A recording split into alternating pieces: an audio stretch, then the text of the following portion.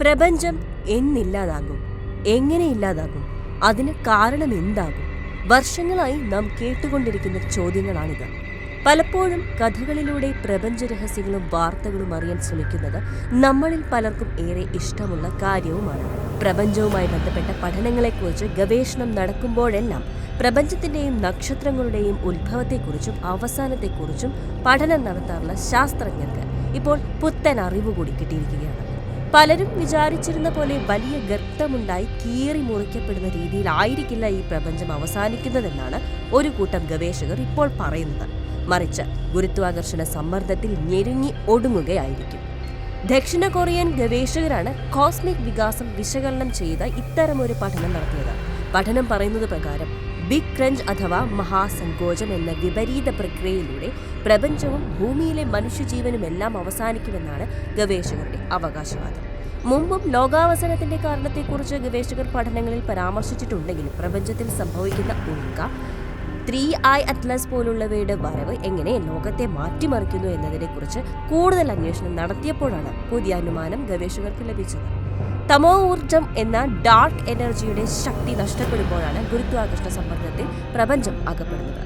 പ്രപഞ്ചത്തിന്റെ 73% വരുന്ന വികാസത്തെ ത്വരിതപ്പെടുത്തുന്ന കാണാൻ കഴിയാത്തൊരു ഊർജ രൂപമാണ് ഡാർക്ക് എനർജി.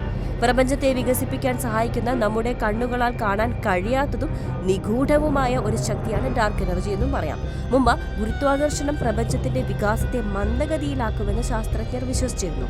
എന്നാൽ 1998 ഡാർക്ക് എനർജിയുടെ ലക്ഷണങ്ങൾ കാണുകയും ഈ ശക്തി പ്രപഞ്ചത്തിന്റെ വികാസത്തെ പെട്ടെന്ന് തന്നെ ഇല്ലാതാക്കുന്നുണ്ടെന്നും മനസ്സിലായത്.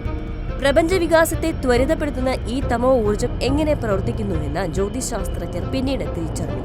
അങ്ങനെ ഒരു ഊർജത്തിന്റെ ശക്തി കുറഞ്ഞാൽ എല്ലാ വസ്തുക്കളുടെയും അടിസ്ഥാനപരമായ നിർമ്മാണ ഘടകമായ ആറ്റം, പ്രപഞ്ചത്തിലുള്ള നക്ഷത്രങ്ങൾ, ഗാലക്സികൾ എന്നിവ ഒടുവിൽ നശിപ്പിക്കപ്പെടുമെന്നും അങ്ങനെ ബിഗ് ക്രഞ്ച് എന്ന പ്രതിഭാസം ഉണ്ടാകുമെന്നും പ്രപഞ്ചത്തെ അത് ഇല്ലാതാക്കുമെന്നും ഗവേഷകർക്ക് മനസ്സിലായി. 13.8 ബില്യൺ വർഷങ്ങൾ നീണ്ടുനിന്ന ചൂടുള്ളതും സാന്ദ്രവുമായ ഒരു അവസ്ഥയിൽ നിന്നാണ് പ്രപഞ്ചത്തിന്റെ ഉത്ഭവം. അതിനെ ബിഗ് ബാങ് എന്നും പറയപ്പെടും. എന്നാൽ അതിന്റെ നേരെ വിപരീതമാണ് ഗുരുത്വാകർഷണം മൂലം പ്രപഞ്ചം ചുരുങ്ങി ഇല്ലാതാകുന്ന അവസ്ഥയായ ബിഗ് ക്രഞ്ച്. അങ്ങനെ ബിഗ് ക്രഞ്ച് സംഭവിച്ചാൽ പ്രപഞ്ചത്തെ കൂടുതൽ വികസിപ്പിക്കാൻ പിന്നീട് ഒരു ശക്തിയും അവശേഷിക്കില്ല.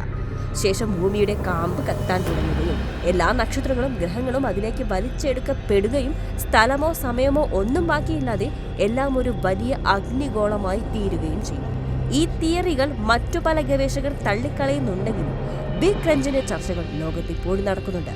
ഭൂമിയിൽ നിന്ന് ഈ പ്രക്രിയ സംഭവിക്കാൻ പോകുന്നതിന് മുമ്പ് വീക്ഷിച്ചാൽ നക്ഷത്രങ്ങൾ കൂടുതൽ അടുത്തുള്ളതുപോലെ തോന്നിയേക്കാം. ഗാലക്സികളും ക്ലസ്റ്ററുകളും പതുക്കെ ആകാശത്തെ ലയിക്കുന്നതും കാണാം. കാലക്രമേണ നക്ഷത്ര കൂട്ടിയിടികൾ പതിവായി മാറും. താപനില 1000 ഡിഗ്രി സെൽഷ്യസിൽ വരെ ഉയരും. അങ്ങനെ മാറ്റങ്ങൾ പലതായിരിക്കും ഉണ്ടാവുക. ഇപ്പോഴും പ്രപഞ്ചം വികസിക്കുകയാണോ അതോ തകരാൻ നിൽക്കുകയാണോ എന്ന ചോദ്യം ശാസ്ത്രജ്ഞർക്കിടയിലുണ്ട്. അതിനിടയിലാണ് ഈ പുതിയ പഠനം പുറത്തു വന്നത് എന്നാണ് എടുത്തു പറയുന്നത്.